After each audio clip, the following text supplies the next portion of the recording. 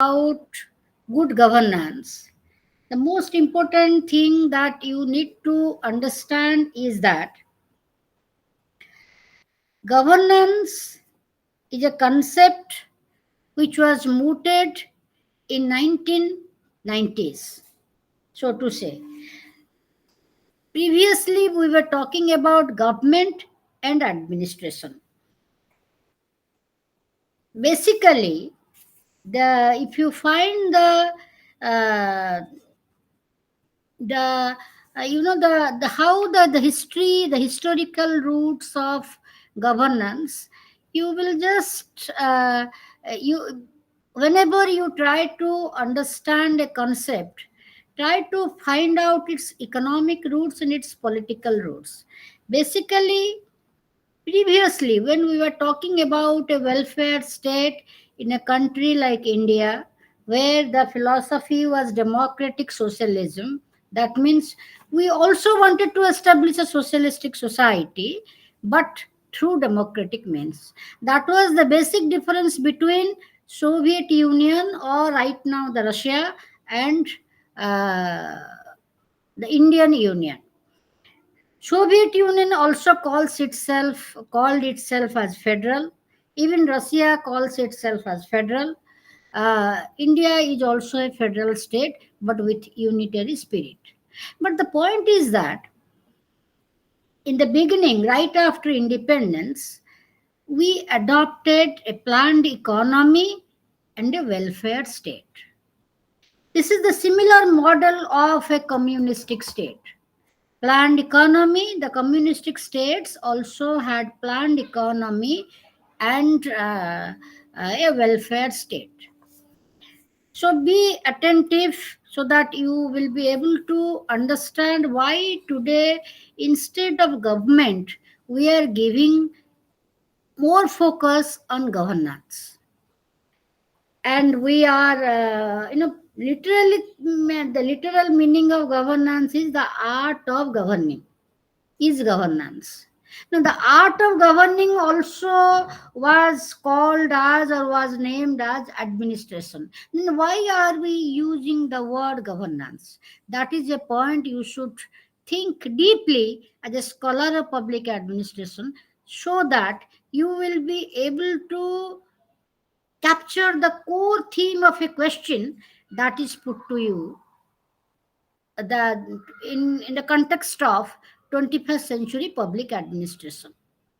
So remember it. So therefore, what I am telling you, in such a very clear form, you won't get in your study material, but because I have that understanding over the years, so that is why I am telling you. So right after the Second World War, the type of state we adopted, like the third world countries adopted, is that we adopted a planned economy, we adopted a closed economy. That means there was no liberalization, there was less emphasis on privatization. We had a mixed economy. There was less emphasis on privatization, more investment in the public sector. So it is better to contrast what we had prior to 2000 and what we have now with the turn of the century. Forget about other countries. What is there in India before 2000 and after 2000, in the turn of the with the turn of the century?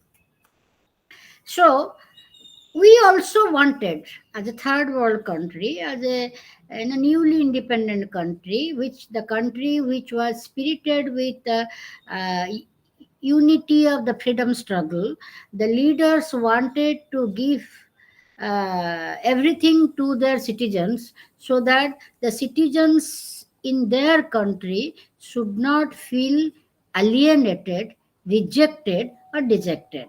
That was the concern of the leaders of the third world countries. So for them, the model of Soviet Union, the erstwhile Soviet Union, was very alluring, but they did not want a one party political system.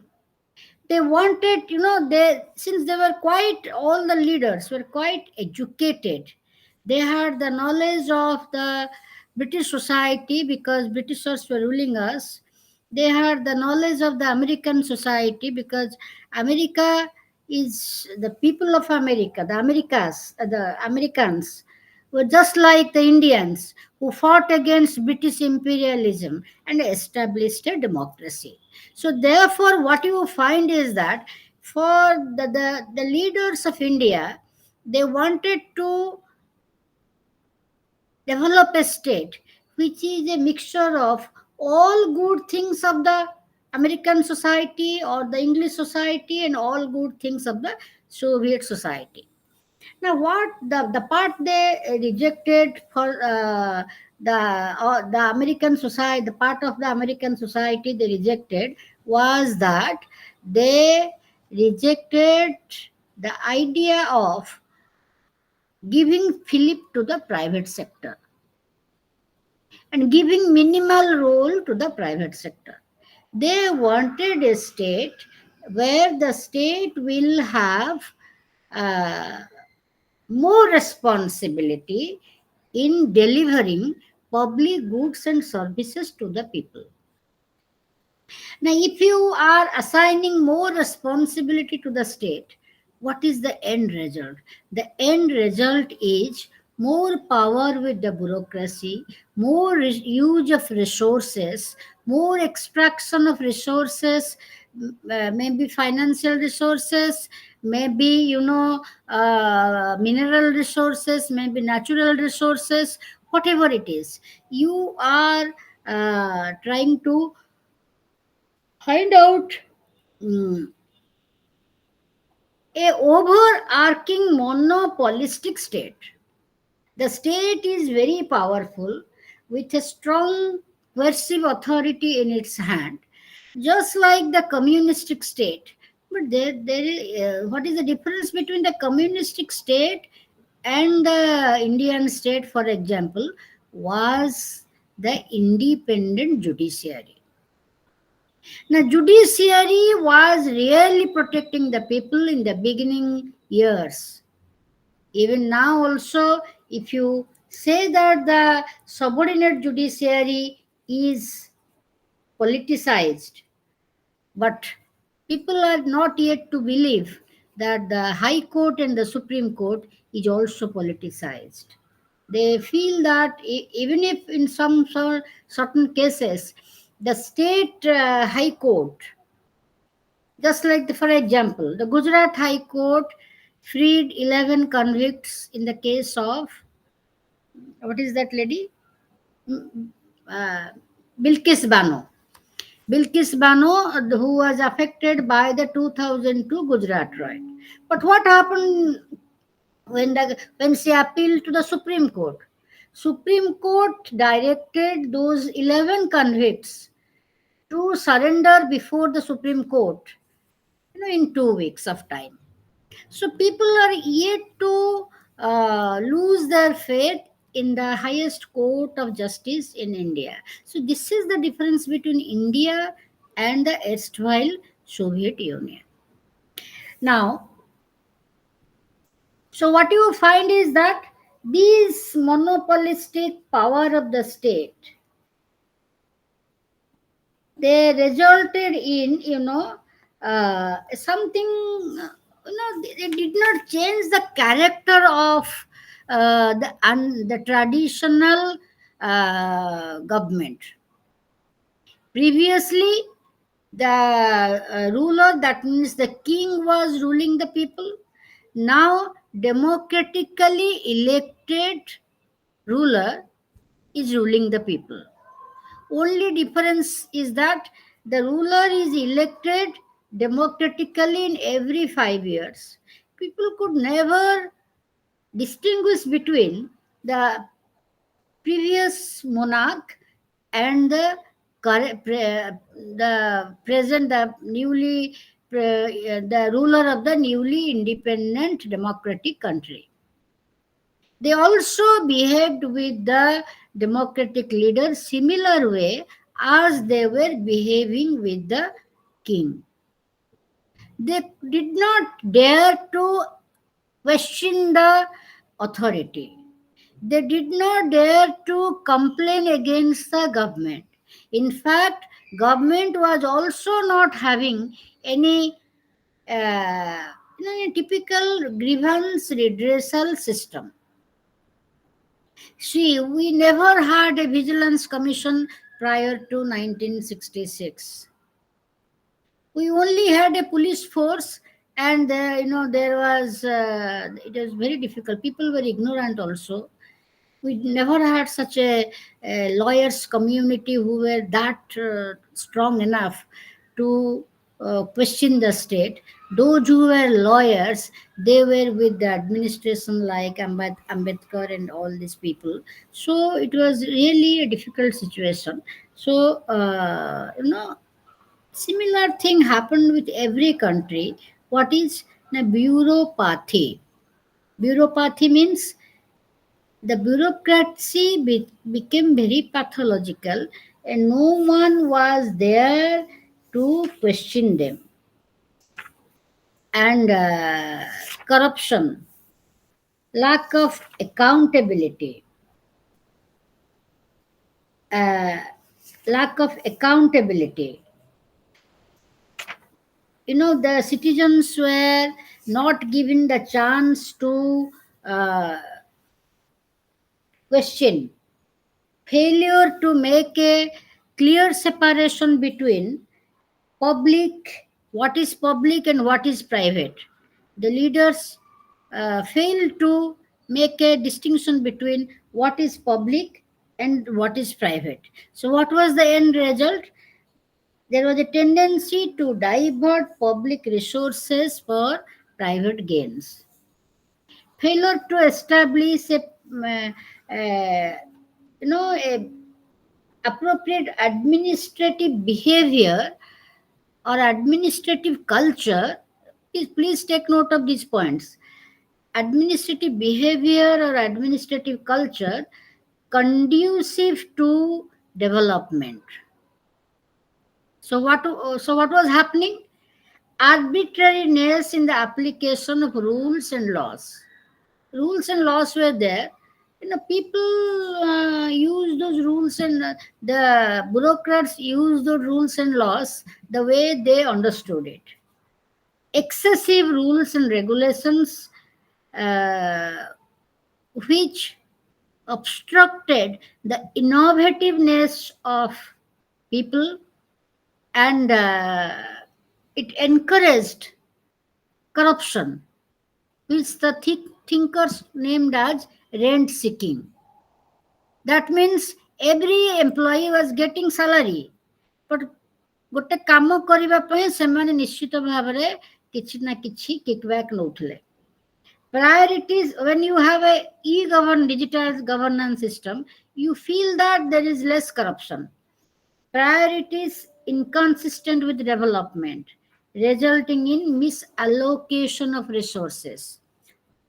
Since there was no accountability, taxpayers' money was spent on different ways, and no one was there to question it. So, non-transparent decision-making system. So, this was the scenario. This is the traditional model of administration. If you have a dictatorial government, or if you have a ruler who is continuously ruling, like the way the Congress party ruled our country, the way now you can say the Biju Janata Dal is ruling our state. So what you find is that you are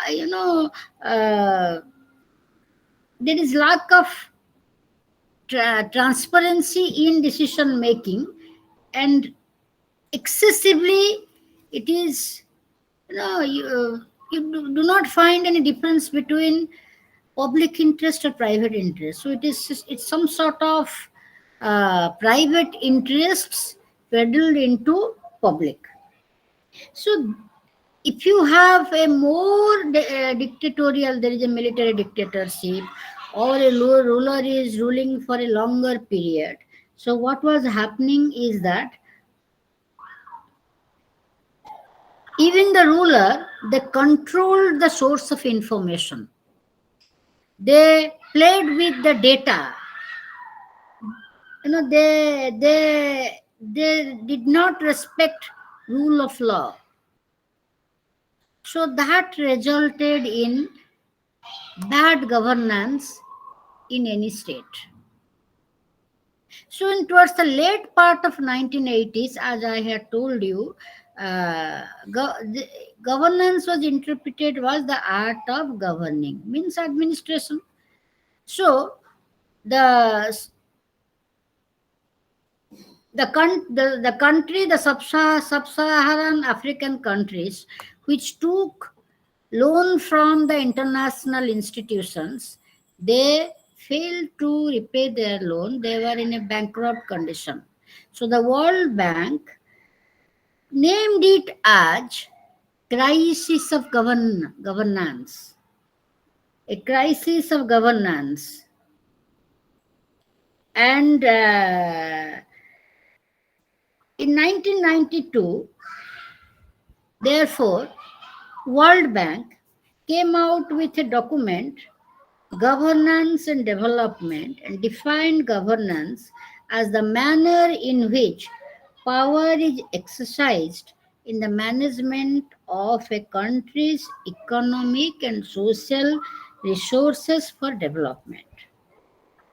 What does it mean? That means it means, you know, governance presupposes or is inherent in the concept of politics of exchange. What is this politics of exchange? Politics of exchange means if the citizens are, no, you are exercising your power because people, you care for the people, and people are giving consent to rule the country. So the first normative rule of governance is the politics as exchange. What does it mean? That every public policy must be based on the consent of all citizens. This is called politics of exchange. That means uh, in the apps, there is nothing called these people, they said, there is nothing called public interest. What prevails or what dominates is individual interest. So all individual interests, if they unanimously give consent, then that policy which actually satisfies the interest of each and every individual turns out as a public policy. I hope you understand. This is called politics as exchange. So if all individuals desire the same thing, naturally they will uh, understand that if all individuals desire the same thing, naturally the public policy which reflects the individual interests of all citizens becomes a public policy. But if you just see the background, you will find it is just the private interests of every individual. So, how will you interpret this? You may interpret it as methodological individualism. Okay? You may interpret it as methodological individualism. So, politics does not entertain any idea of common good. Remember, politics does not entertain any idea of common good if you are talking about governance. Just policies are those that meet with unanimous consent from individual citizens. Second principle is that You have every right to criticize the government. In what form? Everywhere you are given a chance to give your feedback. You may not give your feedback, but in the online portal, in every public policy, when you are trying to get the benefit with the help of that public policy, there is a portal where there is a point where you can give your feedback. If you want, you may give your feedback. If you do not want, you may not give your feedback. Like, suppose I am not very well versed with giving feedback, but the youngsters today, they give feedback about a particular place, about a hotel, about any public policy, about the way government takes the decision. So by going through those feedback, another citizen is provoked to think over it. So this is the way the governance is understood. So I told you about what was bad governance. Now what is good governance? Good governance, remember, there are certain points which talks about. There is a general emphasis from policy to management. That means the the administrator, without being conscious about the words of the public policy, rather the administrator is more conscious about cost cost of each and every action that is to be undertaken by the administration. So replacing policy with management, what does it mean? It means economizing every step, every moment you are behaving rationally, and you are saying that this is good and this is bad. It is why this is bad, because you have a cost, what is that, you have a calculation, you profit loss uh, uh, calculation is done. If you take this step, how much is the cost? If you take this step, how much is the cost? So the lowest minimum common lowest cost will be accepted. Clusters rather than pyramids are the preferred model, because your governance believes in participatory governance, participatory democracy. So you are not in favor of the traditional model of hierarchy. You are in favor of clusters, and that clusters will replace the pyramids. Somebody is there at the helm of the affairs as CEO, but each cluster will have a leader, and the leader is having expertise to provide input for the development of that cluster. Okay. In place of planning and hierarchical execution of decisions, a dichotomy between core policy activities and adaptive operational services. Remember, core policy activities, that means the executive, the bureaucrat, is giving much freedom, in the sense that the bureaucrat will execute the policy keeping in view the local need, the local demand. Suppose in a particular panchayat, there are many elderly population, and those population are not able to take their allowances by going to the panchayat. Then the panchayat there decides, and the government has also given that power to the panchayat. The panchayat there decides to no, the panchayat there decides to deliver that old age allowance or pension, whatever you say, uh, at the doorsteps. Now you are supposed to go to the bank to give your life certificate. But if you are not in a condition to go to the bank to give your life certificate or any type of banking assistance, then today the bank personnel are coming to the house and giving you service.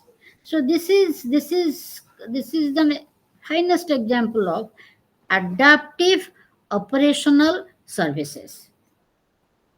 A process oriented administration gives way to one output oriented administration. So you are more concerned about the result. What it? Our main aim is how the elderly lady should get the old age pension, old age allowance. That is all. 500 ଟଙ୍କା ହଉ 700 ଟଙ୍କା ହଉ, how they can get it. So then if you are convinced that you adopt a process that let the panchayat identify, let the village ward member identify the person, and you deliver that person, even the person doesn't have a Aadhaar or the biometric fingerprints are also not matching, but you deliver the old age allowance. No, the government is adopting that measure for old uh, elderly persons, those who are very old, and disabled persons. So if you just try to find out how these policies are executed, you will come to know about it. Flexible provision for individualized products instead of collective provision. That means many a times you consider the citizen as a customer, and the customer must get quality services. So what it happens is that the people also feel that they are involved in governance, and this is what I have talked about, the historical roots of governance. That means collapse of the Soviet Union in 1989, and number one. Number two is bureaucracy in newly independent countries. Number two. Number three is stagnancy in the economy of developed countries. Three things. First is bureaucracy in developing countries, in third world countries. It was found that when much research was done, it was found that towards the mid of 1970s, it was found that development at a expected pace was not happening in developing countries. So if developing countries were not developing, why the developed countries are so worried about it? Can any one of you give me the reason?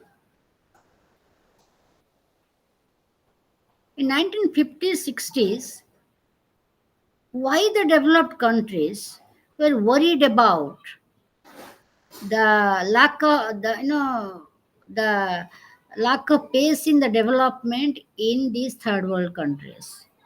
Why they were worried? Is it humanism, or reason is something else? If you can tell me this, I will be able to know that you have understood the relationship between state, society, and public administration. Why the developed countries were worried about lack of development in developing countries? In why there was lots and lots of money were given for research in developing countries in 1950s and 60s, also in 1970s. Anyone can tell me what is it? Main thing is that you people are not giving a thought to the scenario. The main thing is that, you know, uh, if the developing countries do not develop, how the developed countries can continue to be rich, because their products which is produced in a mass scale are to be sold in the developing countries. If the developing countries are not developing, then the people do not have that purchasing capacity. Then the market in the developing countries will not be that active. Their market is stagnant because people have reached a saturation stage. They have all good things. They do not go to the market again and again and to buy new things and all. But here in a developing country, they have some inquisitiveness, some desire to acquire more and more new things. If they do not have money in their hand, how will they buy? They can have money in their hand if the country is developing. That means if the gross domestic product of the country is growing, then per capita income of the people are is also growing. If the per capita income of the people are growing, then you will be able to get you can sell your products produced in developing countries, the manufactured goods, in the market of the developing countries, so that you can continue to exist. So therefore, the economic root of governance is that it wanted to create such a ideology, which the ideology which propagated for minimal role of the state and more role for the market. Market means where everything is bought and sold: human brain power, human resources, goods, services, everything. If somebody is a very qualitative person in terms of providing services, then that person charges more, and you are also giving that person more money. Monthly salary is more. So, this is how you understand, uh, try to understand the things. So, this is the historical route. Remember, uh, the bureaucracy in developing countries. Second is stagnancy in the market of the developed countries.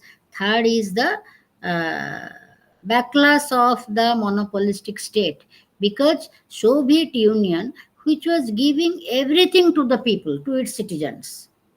Soviet Union was giving food, was giving shelter, was giving education, quality health care, and also at the end, job. High things were ensured, all quality services, but people never had the freedom to question the state. Therefore, that structure of Soviet Union collapsed in 1989. So these three are the historical roots of the concept of governance. What is the theoretical root? I have already told you time and again, the theoretical root of governance is that in 1970s, the Chicago School of Economics, led by Milton Friedman, they questioned the uh, monopolistic character of the state. In 1948, George Orwell wrote against the Soviet state If you have not read the book, read the book. The title of the book is 1984.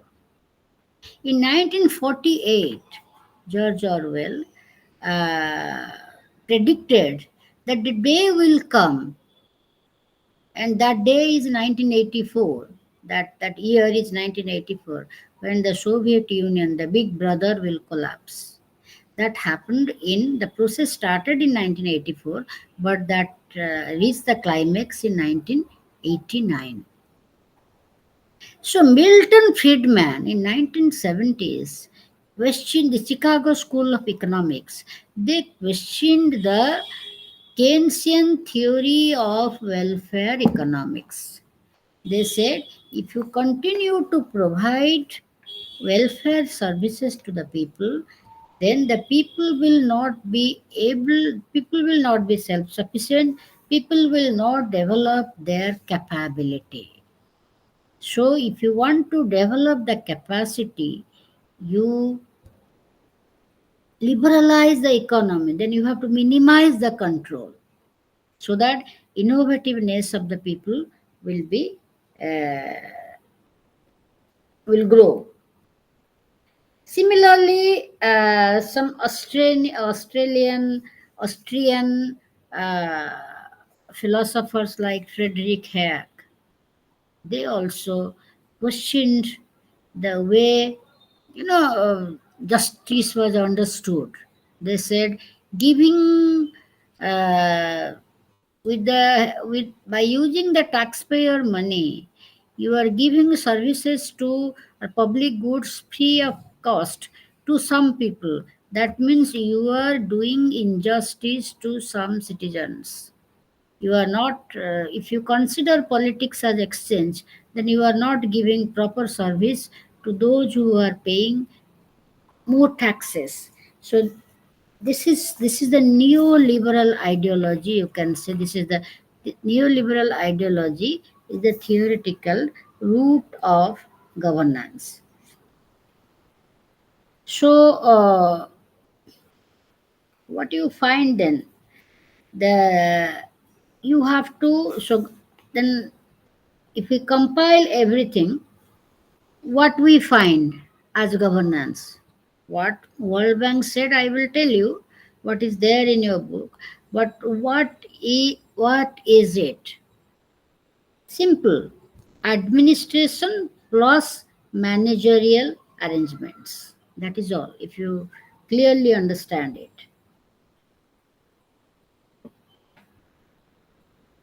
political plus technical. That means power is exercised, but at the same time you are the administration is becoming more technical, more complicated. It is difficult to difficult for an ignorant citizen to understand the nuances of administration. Okay, so basically, what you find, let me tell you, compile the features of good governance, what is there in every book you find. That is, I have already told you smart governance, and that is actually is good governance.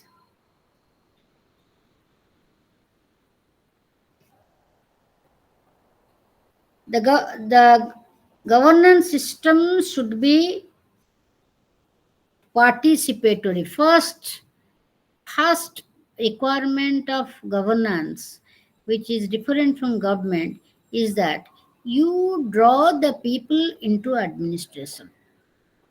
You involve them in administration.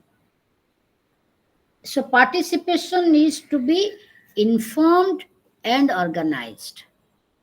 So therefore, what you find is that freedom of association expression on the one hand and a organized civil society on the other.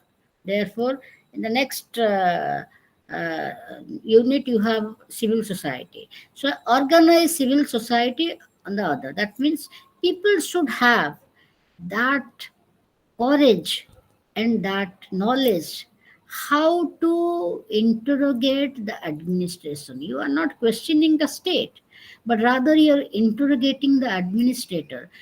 People have understood that this administrator is getting salary for giving me quality services. If it is not giving me quality services, then what do? Some very clever citizens, they put petitions to the higher authority, they write petitions to the higher authority in the name of that block development officer or tahsildar. Then the government can take two steps on this. Administration can just sit on those petitions, or if the person has some anti-feeling towards that officer, then will initiate inquiry against that. Okay. Rule of law. So everything is to be done according to rules and regulations, but governance, administration should be transparent. How the government is operating, it should be crystal clear. So for making the governance transparent, the only and only instrument is digital governance or e-governance. Next point is that I had told you that the governance should be responsive. You are not able to see anyone, but the software is such that if you there is a click button where it is written, do you need any help? Then even if you at the dead of the night at around 2 o'clock you are doing something, that can help you, because there are certain questions and answers which are feeded in that software, and if you just click, then you get the, if you put the question, then you can get the answer. It is consensus oriented. How it is consensus oriented, I have already explained. Methodological individualism. Individual interest of each one of us converts into collective interest, so there is consensus on public policy. So in the process, this type of governance does not lead to inequality or exclusion. If there is any exclusion error, remember, such type of questions might come. May not be in your exam, maybe in the those who are appearing OS and all, maybe in that exam. If there is any exclusion error, that defect lies with the system. That defect lies with the technical person who is just a contractual employee, but not with the administrator, because the software has already been developed. Some other fellow is handling the computer, the administrator, the official is not handling. And if somebody is somebody is uh, left out from the total process, this is called exclusion error due to the technology. Robot, or you can say technology, was actually non-responsive. I'll give you a very fine example here. Once I was applying for a project, the last time dot, when the portal will be closed, was 11:59. That means ବାରଟା ହେଇଗଲେ ବନ୍ଦ ହେଇଯିବ. I was trying to get it done because I was thinking that the whole process will be jammed. So let me do it in the first morning session itself. I was trying to do it, but it did not happen. If I am wise enough and trying to get it done in the first hour of the day, last day, many people must be thinking in the similar manner. Many people must be thinking that it is not responding. So what the people do? So people started writing and writing and writing mails. Uh, do you need any help? There also they started writing, and in the process, the total line got jammed. And finally, I sent number of mails because it is difficult to write a project proposal, and once the project proposal is ready and you are not able to submit, you feel bad about it. So I wrote a number of mails. So naturally, many persons must be writing more mails than mine. So finally, then I left. I thought chodo chodo nahi hua to nahi hua. Then finally, when I was over with my other work, around 5, no, something around 6 or 7 p.m., I again saw what has happened. I went to the website when I returned home and opened the portal and found that it is extended by 3 days or 5 days. The last date is extended by 3 days or 5 days, something of that sort. So this is how the system operates. So people feel that they are being responded. So therefore they feel that they can interact with the administration, which was not happening previously when traditional bureaucracy was existing. Today's the same bureaucrats are existing, but they have a different type of responding to the citizens. So, if there is any exclusion error, that means a very old lady, a very poor lady doesn't have a ration card, then this is a exclusion error. Government intentionally has not done it. Somebody who helped the lady to file the application online has committed the mistake. So see the where is the focus in governance? It was not there in government. So previously also I told you, now government has the capacity to respond. Government has the ability to respond. Also, in case of e-governance, government has the mentality to respond. But in spite of all this, some problem arises. Then this is a technical error. You can call it as a technical glitch or a exclusion error, which is the common term used in today's administration. So what you find is here, governance is a continuum. It is not, the governance does not close at 5 p.m. or 7 p.m. like that. The office works 24 hours. Because at any point of time, you are able to respond with the government. We are able to interact with the government.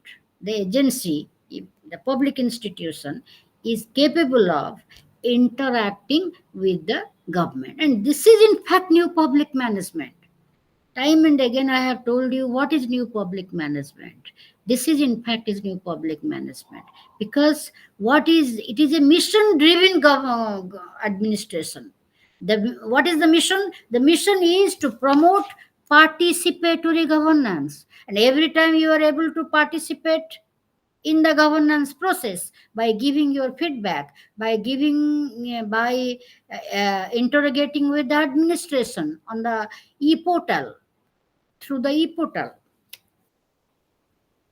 So, governance is a continuum, and this will be more effective if you have more literacy, if you have more education, and if you have employment. Employment not necessarily in the government sector, employment in the you, you can be employed in the private sector, and today government is just making what do you say, Mm, the government is, the administration is making you as a hero if you are an entrepreneur, in the sense that in every colleges, in every universities today there is a entrepreneur department of entrepreneurship.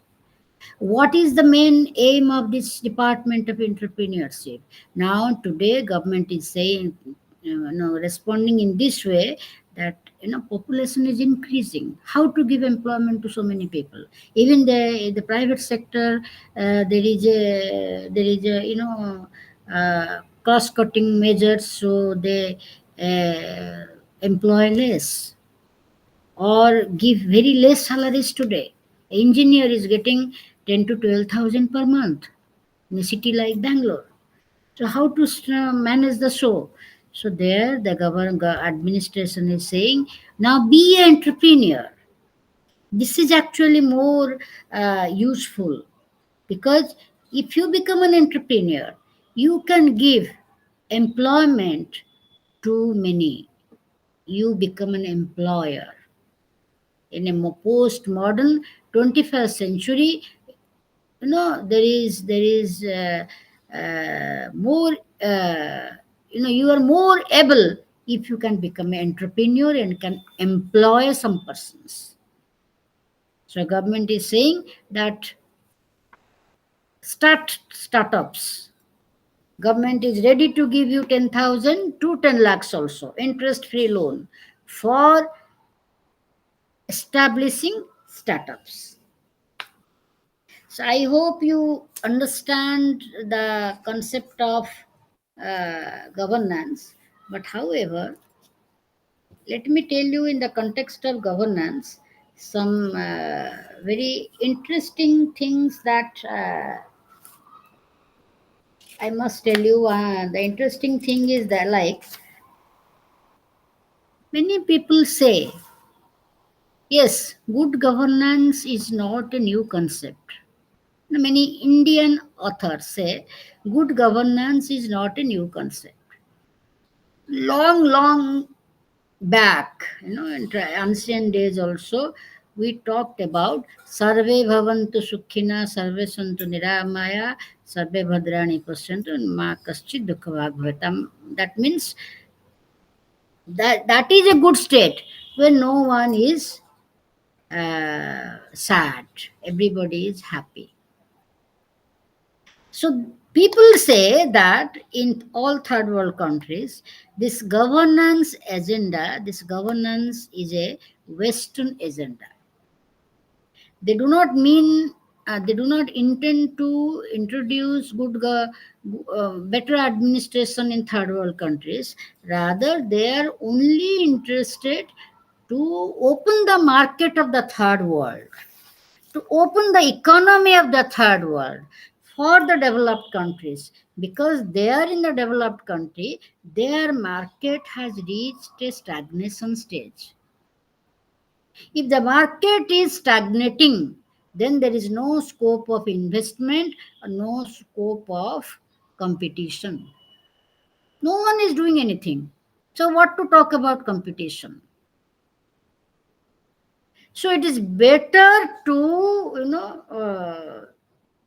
introduce this in the third world. So you can very well understand what is exactly how the way the market is playing. But 75% up to 75% discount. If you go to the shop, you will find minimum things which are not, you won't prefer those things. You might get 75% discount. Otherwise, the things that are qualitative and you would like to have them, on those things you find hardly 15% discount or 10% discount. Even in case of gold, the gold shops also say 75% discount, or 100% free. You will, these are all confusing advertisements. So that is how the market economy market economy operates. So here, when you are understanding what is new public management, you have to understand the relationship between state and market. Market means simple bazaar. There the state is not a regulator. State is just an enabler. The market will decide the price. Since we have allowed the market to decide the price, today, therefore, there is so much competition and so much inflation. So the market decides whether you will get quality products or not. You need not go to the market. You see everything online. There is a there is a there is a chance to buy good things. There is a chance to return the things. There is a chance to exchange the things. All this is possible through e-commerce. This is and state allows these things. Because the state has allowed too many things, so we have scams like Sahara. We have scams like many such things that Artha Tattva and all these things. So how the state is acting as an enabler here? When the people are in trouble, the state is in the scene to protect the interest of the people. Like recently, the central government came out with a declaration that online portal is open. Now people who have deposited in the Sahara scheme can register there and get back their policy, their money, some amount of money they will get back. So this is how the governance process is going on. So uh, the state has become an enabler. This is the way the state has become an enabler. So I hope you have understood what is governance. So if this is governance, then naturally the traditional model of bureaucracy where there was no system of feedback, no system of interacting with the administration was present. So what is more important is the uh, what is more important is the what do you say what is more important is effective governance. That means uh, effective governance is possible if we adopt the new public management approach. So new public management approach makes the government more accountable and people oriented. It believes in, jot down the points, it desires to promote efficiency in administration, accountability of administrators, people's participation, and debureaucratization through increased entrepreneurship in society, public private partnership. So that means it wants a society where the state is not a monopoly actor. There is political pluralism. Many agencies are there to provide services. It is the citizen who will take decision which agency is more beneficial, whether BSNL or Airtel or Geo or any other. So in the competition, who cannot withstand the competition, they disappear from the market. Like many telecommunication companies have disappeared from the market. Only the stronger ones have been able to survive. So here the state is not doing anything. It is the market which is eliminating the incapable entrepreneurs. I hope you understand now what is NPM is. So this NPM is actually an economic concept in the sense that, as I told you, it came out in the regarding mal governance. The World Bank wrote a report on sub-Saharan Africa. There the World Bank mentioned about a crisis in governance. In 1992, World Bank came out with a document. It is available online, governance and development. You can download and you can go through the document if you are interested. And also in the new public management, when state adopted this approach, what happened? Many international agencies came forward to provide their technical expertise, like Organization for Economic Cooperation and Development, OECD, Department for International Development, DFID of United Kingdom. DFID assistance to Odisha stopped recruitment to universities for 15 years.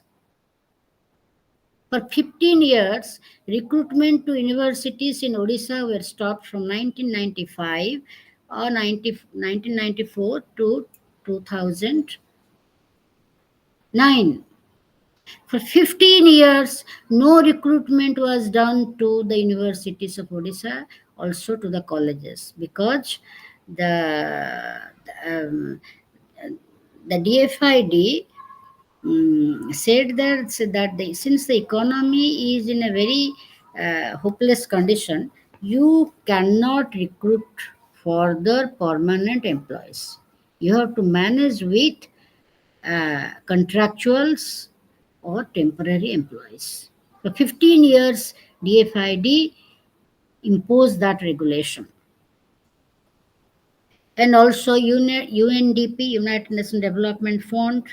So these IMF, World Bank, so all these organizations, they extended their assistance for giving technical expertise. Like today, to colleges and universities, World Bank is providing technical expertise. Not even World Bank, like World Bank is engaging some third party.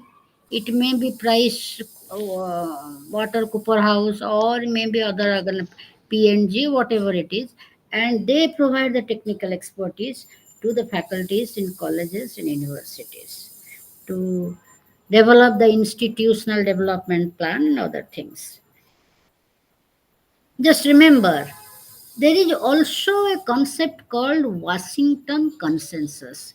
You must remember this, because this Washington Consensus, this may come as a short note. This Washington Consensus was coined by William Shawn in 1989, because when these third world countries, they had balance of payment deficit, means import bill was more than the export bill. There the people, they the member nations, the developed countries, they sat together at Washington, and there they arrived at a consensus. And what is that consensus? Now, what are the main features of that Washington consensus? Take note of it. It is there in your book in page number 231. Fiscal discipline. means cost cutting measures. Redirecting public expenditure towards primary health care, primary education, and infrastructure development. These things will improve the potential for earning more. Tax reforms, so lower marginal tax rate will broaden the tax base. So this is the tax reform. Interest rate liberalization, allowing the stock exchange to operate, competitive exchange rate of the international currency. ଏବେ କିଣିଲେ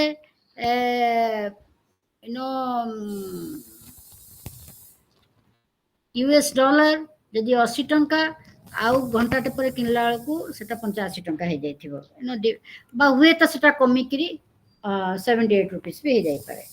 Trade liberalization of inflow of foreign direct investment, privatization, abolition of barriers to entry and exit of goods, and secure property rights of the people. So these were the main features of Washington Consensus, where people sat together at Washington, and people of developing countries, leaders of developing countries, they sat together at the at Washington and arrived at developed these features for the developing, or you can say underdeveloped countries. I have already in the last class I have told you about the features of NPM. So the relationship between so what you find is that now public administration is not state oriented. Public administration is not all about state. Public administration is also about the international economic order or international governance. Because you have no money, you are asking them money. You want your economy to flourish, so you are opening your economy. So you are bound to accept their dictums, the dictums of the developed countries. This is called Washington Consensus. So remember, Washington Consensus is a very, very important short note.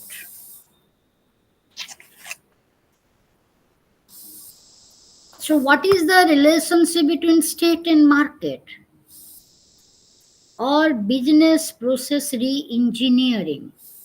Because you want to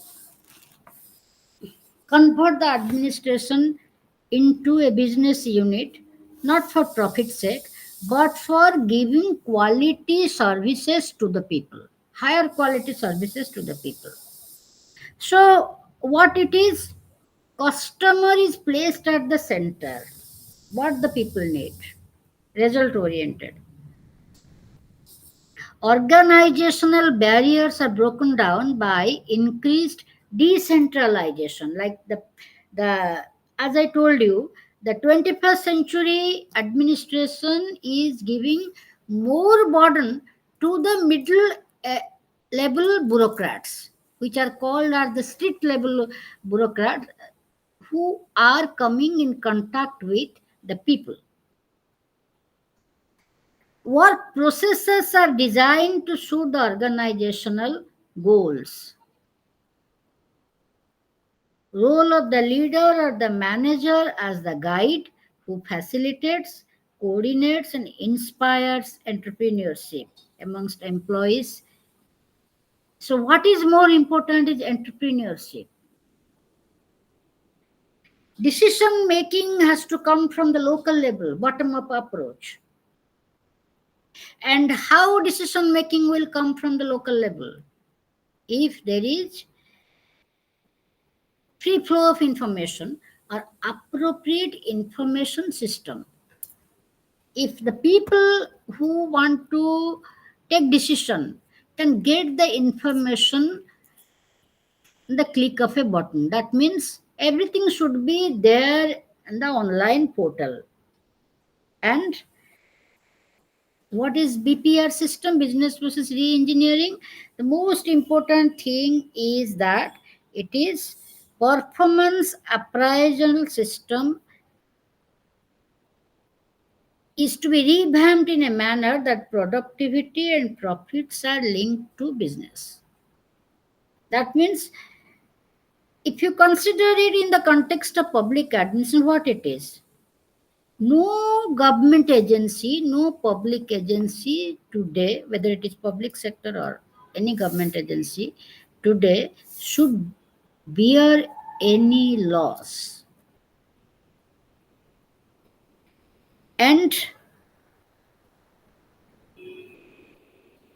it should not adopt such public policies which are actually incurring loss. This is the most important thing that is discussed in business process re-engineering. So again and again you will find in your study material that how the traditional bureaucratic paradigm failed and gave way to developed pathological conditions and gave way to the new public management approach. Now, because of the new public management approach, because of the deregulation of the traditional uh, economic concepts, we have more development today. If you go to the villages today, even if you go to the remote villages today, I don't know. My feeling is that people have learned to use chappals, which was not there 20 years back. People have learned to use chappals. People have learned to use the mobile to give information. If they do not have, they can get it from others. People are people have learned to bargain. That means if you go to a village now, because of the spread of self-help group movement, you will find every rural women in the villages, they have become a perfect businesswoman in the sense that they will ask you, if I do this work for you, what is the benefit for me? So unless you think in these terms, you will not be able to uh, interact with them. So try to understand the unit 16 in this sense. Uh,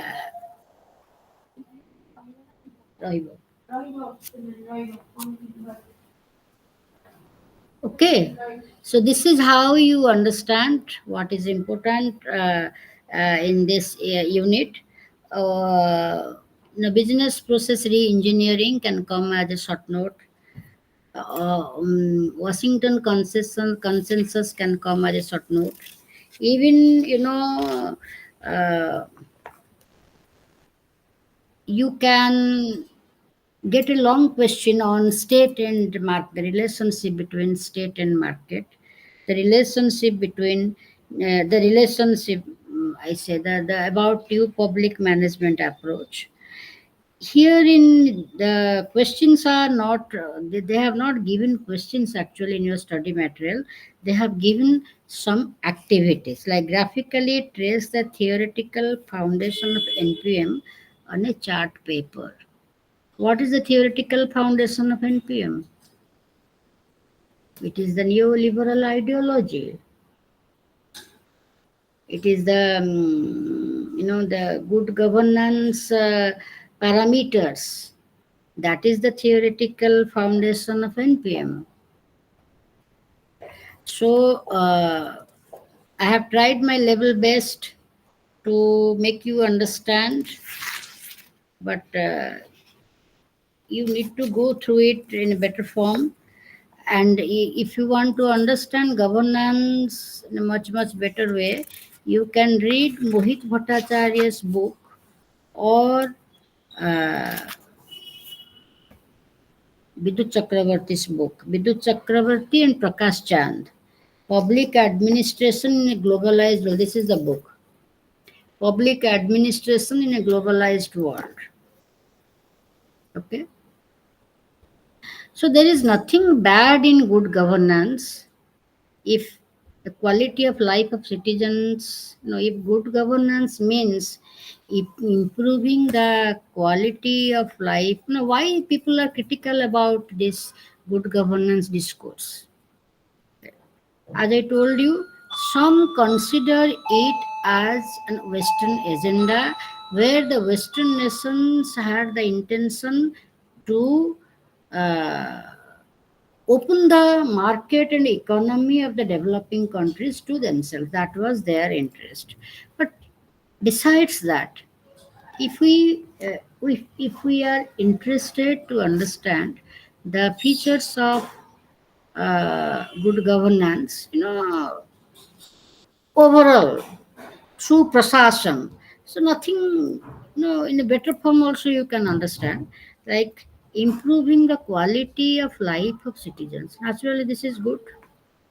Enhancing the effectiveness and efficiency of administration. This is also good. Establishing legitimacy and credibility of institutions, public institutions. If how the legitimacy of public institutions will be enhanced if they provide services to the people at the hour of need. Securing freedom of information and expression. This is also good. Providing citizen friendly and citizen caring administration. Citizen friendly means simple, citizen caring means responsive administration. Ensuring accountability. That means if an officer doesn't do the work, then you have a chance to complain against that officer to the higher authority. Using information technology based services to improve citizen government interface. Now you have the grievance redressal system. In Odisha, we have a chief minister's portal for grievance redressal system. Now, what is the lacuna in such a system? Let me tell you. People have become conscious. People now know. So, people also know that files are moving online, e-file, e-office, all these things. So, people are um, people are and registering their grievances in the chief minister's grievance redressal portal.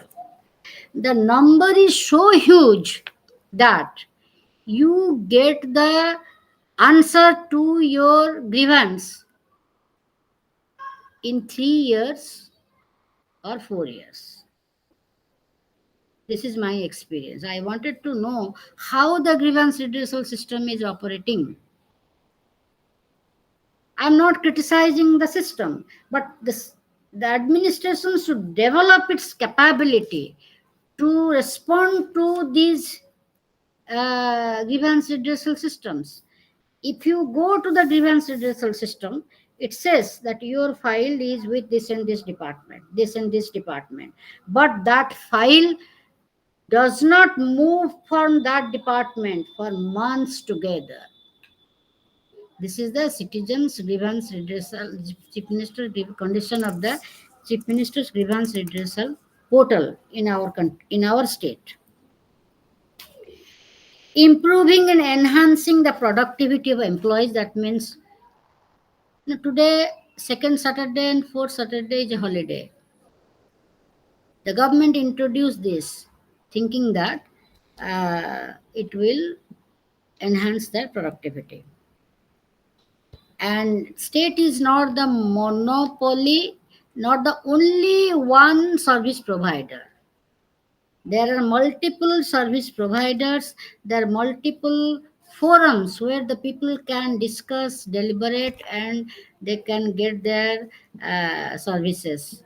That is the market, the civil society organizations for governance. So, this is how, if you interpret governance like this, then certainly it is good. But if you just think in terms of that you have made Paytm, people doesn't know, then the money is in the Paytm bank. Money goes from your account but doesn't come back to the Paytm wallet. Where was the money gone? So people, those who are not yet savvy, tech savvy with all these things, are being cheated in the process. But however, today the international consensus has developed on certain issues like climate change, like sustainable development goals. So, with the turn of the century, what you find in administration is that administration in all countries is gearing itself to certain sustainable, to certain developmental goals, and also is desiring to make the development sustainable. So in 2000 we adopted certain goals. We named it as millennium development goals, MDGs, and in 2015 we named them as sustainable development goals. That means those 17 development goals are today named as SDGs, or sustainable development goals, and each goal has certain targets. 17 goals, we have 269 targets, and all these goals are making the whole process inclusive. Heritage is also is to be used for livelihood generation, so that the system is such that people feel that the state, this administration belongs to them, and they enjoy contributing to that. They enjoy. So the what you find is that there is a paradigm shift from new public management to another approach, that is new public service approach or networking of organizations approach, where the citizen previously was considered as a in the beginning was considered as a passive citizen. Today the citizen is considered as an as a, in the new public management era, the citizen was considered as a customer. Today, the citizen is considered as a citizen turned customer. That means it is no longer just only a marketplace. To get quality services is the entitlement of the citizen, because this country belongs to the citizen. So citizens must have quality services. So this is there in your good governance chapter, where you have sustainable development goals.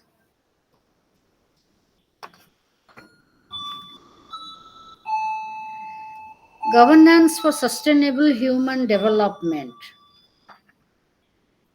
Good governance initiatives, where we have the Indian initiatives that we have, and the Indian initiatives are, broadly saying, these are. I hope you know about Citizens Charter. Just think about your doubts, then we will discuss about it.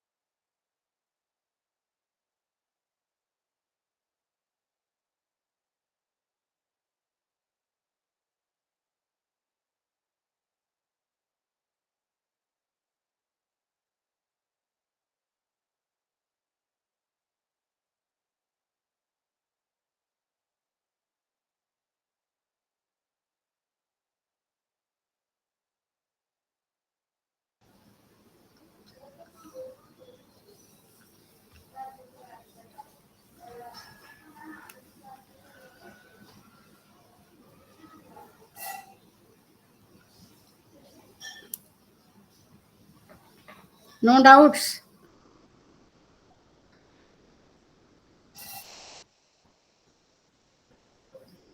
Yes. Ma'am, I have one doubt. Yes. On DFID. Yes. Ma'am, I want to know how it can impose the requirement of universities and why. Because they wanted to cut down government expenditure. Acha. That is a simple reason. They wanted to um, cut down the government public expenditure. They wanted that the public expenditure should be cut down, and whatever public expenditure the government is doing, that should be redirected towards the social sector development. Because the Western agenda is that mm, people, the capability of the people must be enhanced. Then they will uh, prove their worth in the market. But ma'am, is the decision good for our universities? Yeah, Is the decision good for our universities? not now, today. At Yes, it that was point of last. time, Uh, government of Odisha had taken financial assistance from from DFID. them.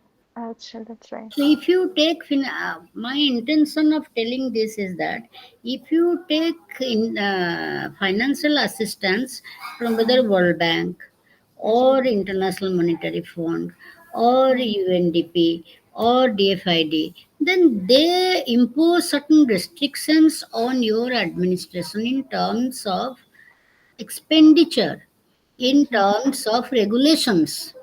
Yes, ma'am. You have to follow those regulations, otherwise that loan will not be sanctioned. Okay, ma'am. That is, Yes, ma'am. similarly I told you in one class that World Bank and International Monetary Fund introduced a program called Structural Adjustment Program. Yes, ma'am. That was called SAP program. Hmm. And even I have observed that in the IT sector, they use the word SAP project. So that structural adjustment program had many such things. You need not go deep into it. The Yes. only features of the structural adjustment programs were that debureaucratization, Hmm. expand the democratic base of your country, participatory governance, cutting down government expenditure, cutting down subsidies, uh, increasing the expenditure in social sectors like healthcare and education, opening up the economy. That means deregulating the economy. That means even smaller things, previously, for even smaller, for selling smaller products, people had to get the government permission. Now people can do small business without taking government permission. Yes, So ma'am. that is the so all this this is called LPG model, liberalization. First you liberalize your economy, that means open up your economy, liberalization. Then you allow the private entrepreneurs of your country to invest in the economy, so that is privatization. If any public sector is becomes a sick industry, then that sector was disinvested. Yes. In some public system management or in some paper, this disinvestment is there in your course. So these industries were disinvested, means they were sold and that money was uh, invested in the social sector, in education and healthcare. Then globalization means you are allowing your economy for foreign investors and your market for foreign investors. Similarly, other countries will also open their economy and their market for your products. And public private partnership. So, the networking organization. So, what, because of the structural adjustment program, uh, many things have improved, undoubtedly. Many things have improved. But casualization of labor has also increased. In the government sector, you find that many contractual and temporary employees are there. What to talk about the unorganized sector? In the organized sector, take for example colleges. How many guest faculties are there? In one department, if permanent employees are four, guest faculties are 8 to 9. That means you require 13 fact teaching teachers in that department. The courses you have offered, you require 13 teachers in that department. But you have employed only 4 teachers. And if you are having this casualization of employment, what is the benefit to the government? The government doesn't have to bear the costs of pension and bear the costs, that overhead expenditures that is given to a government employee. Okay. Is it clear? Yes, ma'am. Thank Any you, other ma'am. question? Ma'am, I could not follow the. You told the money goes to Paytm and never comes back. Yes, yes, it happened How? once with one of my friends. Yes, ma'am. You know, she deposited the money in the Paytm wallet. Yes. But there is a process that you deposit the money, then from the Paytm you payment make the payment to somebody else, isn't Yes. it? Yes. So she deposited the money, but the money did not go to the Paytm wallet, did not Okay. come back to her account also. Uh-huh. Later on, I heard that there was so much fraud because of that. Uh-huh. Upfront. Yes. Is it clear? Yes, ma'am. Thank you. Now, many such things are cyber crime is now Yeah. a great problem. Mm. Yes, ma'am. People are not acquainted with that. They Mm. share their number, and my one Mm. of my relatives, she lost something around 60,000. Mhm. Somebody made a call and said, if you do not you do not update your card, then your card will not be valid. If Yes. you are in a very remote area, then you get panicked, Mm. if I am Mm. staying in Yes, ma'am. Bhubaneswar and the Mm. state bank is nearby, I will Mm. say no, no, I will do it myself. Yes, Okay. ma'am. Mm. But if you are in a remote area, then you feel that if I am not able to withdraw money by Mm. using my ATM card, what will happen? Mm. So then I share the code and everything, Mm. and immediately she lost 60,000. Mm. Mm. In a fraction of a second, she lost 60,000. So all these things are happening because of Yes. the technical development. But anyway, this technical development is also helpful for us. Mm. Today, I remember the day when I had to stand on the queue in the queue for days together to get the passport. And Yes. today within 1 hour everything is ready. You are coming Mm. out of the passport office. Mm. So some things are good and some things are bad, in the sense that our people are yet to be acquainted with the Account. Mm. crimes that may happen, Mm. cyber crimes. Okay, Yes, any ma'am. other question? So we will now discuss a little bit about, you are acquainted with all these things. the Indian initiatives at good governance. First thing is that you must know about Citizens Charter. Citizens Charter, it was introduced in 1991 by John Major in United Kingdom. It said that every public agency or private agency, they are accountable to the people, so they must write in detail what services they are giving and within how much time. That is Citizens Charter. So today, everywhere you find that this, if you go to a court, if you go to the municipality office, if you go to the university, we find a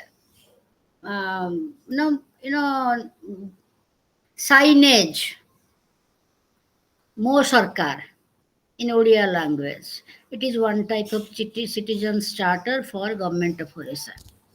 If you go to the post office, it is one type of, there is a citizens charter where you will find that you can track your speed post on such and such link. You can, if you are sending your speed post to Delhi, you will get this much. Recently I heard that if you post the letter in Bani Bihar Post Office, Utkal University Post Office, then Postal Department has taken a decision that it will be locally delivered. It is very nice. Previously, it used to go to the GPO, then the letters are sorted, then it was delivered.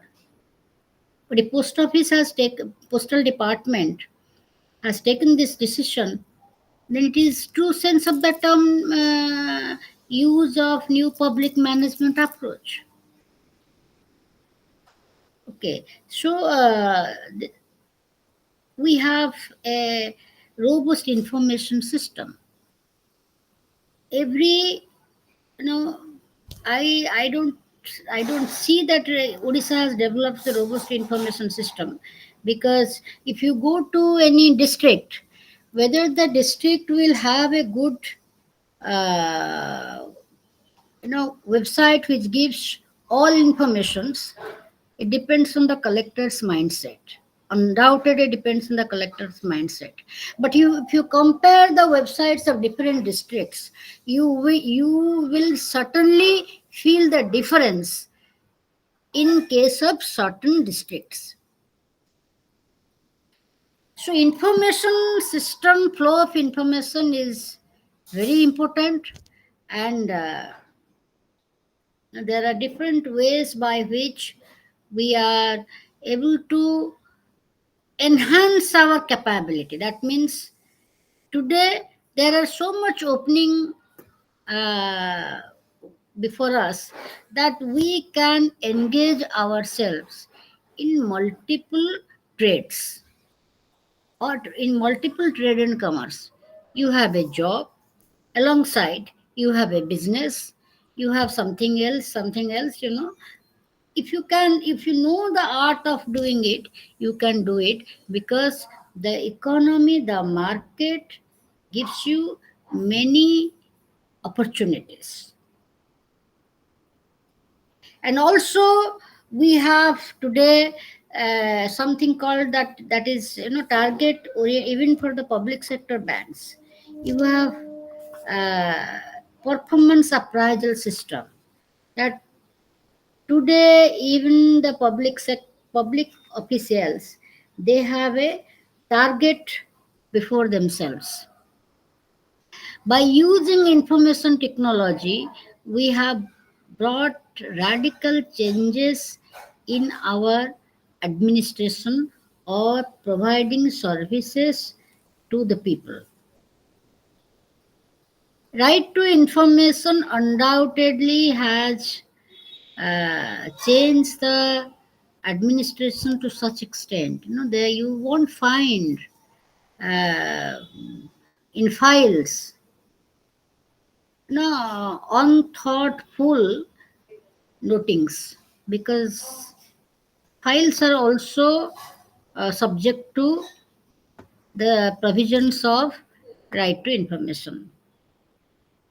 So you will not find uh, non-thoughtful expressions in files. Gradually, you were thinking that the panchayats uh, are becoming more and more political because power has been decentralized. Even the ward member today has more power. So these things are mm, bringing much changes in society, and we have a very active civil society. The civil society will not allow government to make any legislation which will harm their interest. You know, withdrawing the farm legislation by the central government is the finest example of this. Government withholding many legislations, like the present regime wanted to bring many legislations but did not bring in this term. It might bring in the next term if it gets elected again, because the administrators or the political leaders thought that the time has not come to introduce such a legislation. What holds the government to regularize the work sector of domestic workers? In 2017, no, 16 times, I'm giving you just one example, 16 times private members' bills were introduced for regularizing the domestic worker sector. But finally, the government is yet to bring any uh, law on that. So, it is because many such things. Recently, the electoral bond issue is going on. So why the some civil society organizations, they are interlinking electoral bond, like a company which gave donations to a political party, to a particular political party, got some projects in Maharashtra. That they are saying in one hand they paid 3 crores, or you can say 300 crores, and the other hand they got a project for 1200 crore. So if money is given to a particular party, and the particular party is involved in policy making, so naturally it is a type of private interest peddled into public. You make a law which will suit that organization, but everything is done systematically through online portal, everything, but finally somebody is getting the benefit. So all these things are uh, showed against the, when we are talking that there is a nexus between state, society, and public administration. Because the Marxist perspective, that it is the reach which makes the law, it is the reach which mm, uh, creates public policies to suit their interest, ultimately comes to the forefront. If you just analyze the electoral bond issue from a Marxist perspective of state, that I taught you in the beginning of these sessions classes. So I think we have completed concept of good governance.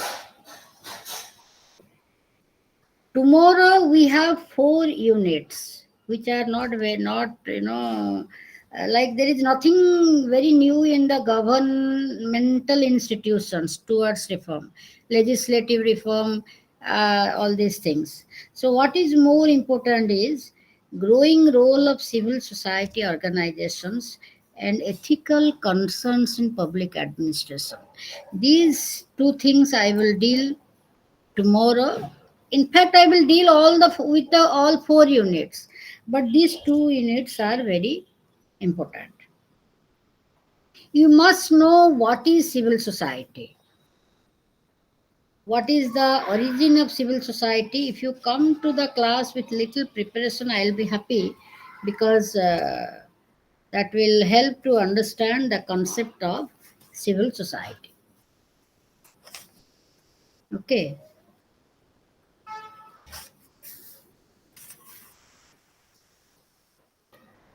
So there is nothing, there is nothing more important in this governmental institutions towards reform.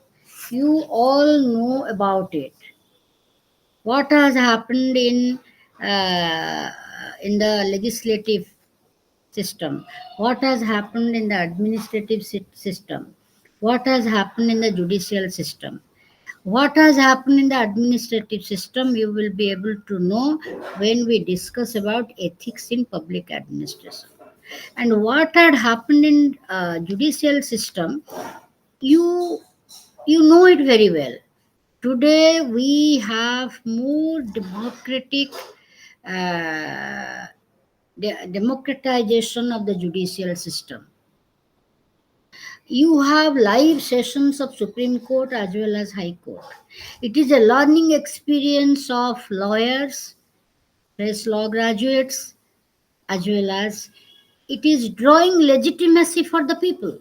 Also, if people follow those sessions, they will be able to know about many aspects of law. We also have, from these reforms have been introduced uh, since 2021, because COVID has taught us many things, and COVID has radicalized administration in many ways. The reforms which were pending before, we were thinking we won't be able to introduce them. COVID taught us that we can introduce them. So if some witness is staying in a very remote area, now the court can get the witness into uh, judicial records, because through video conferencing the court can get the statement of the record, the statement of the witness, and everything is recorded, everything is available to the people, and it is live thing. And government has also introduced lok adalats. Government also make public hearings, and gradually accountability is fixed on uh, people, the judicial system, how the judicial system gives a judgment.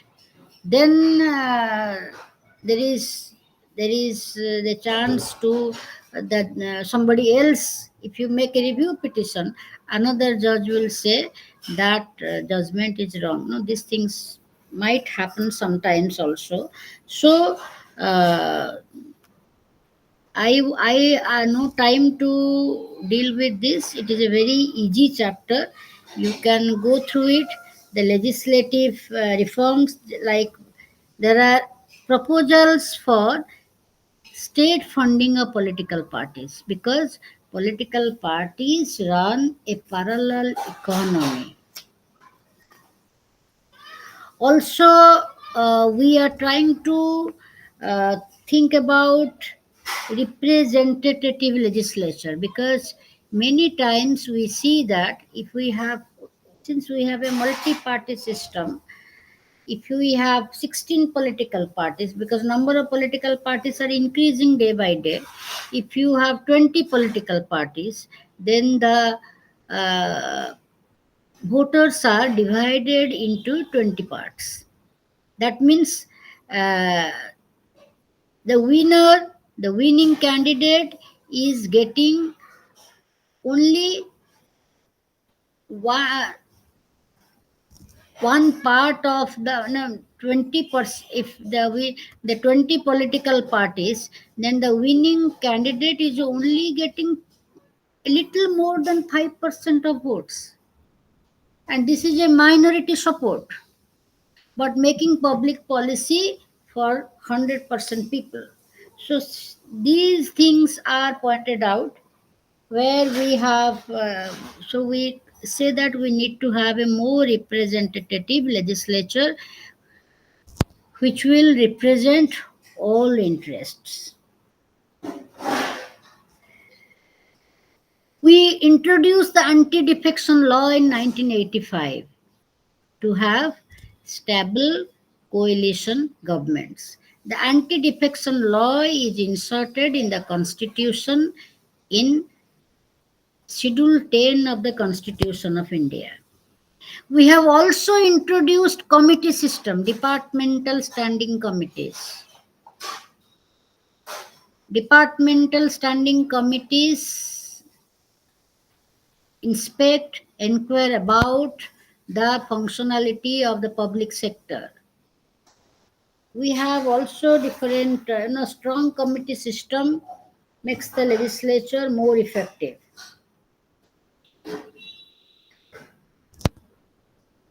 So this is how you. Uh, we have also trying to develop a code of conduct for the uh, elected candidates. These are included in the rules of business of the legislature. So this chapter is not very difficult. You can on your own go through this chapter, governmental institutions towards reform. So legislature, executive, and judicial. This is how you can go through this chapter. If you find any doubts, you can ask me.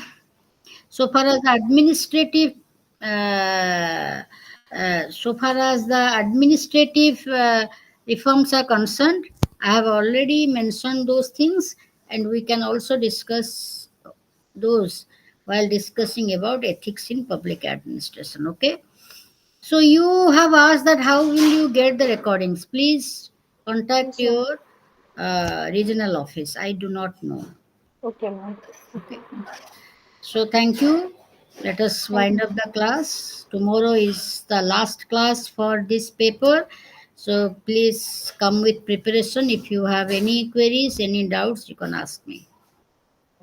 Thank you, ma'am.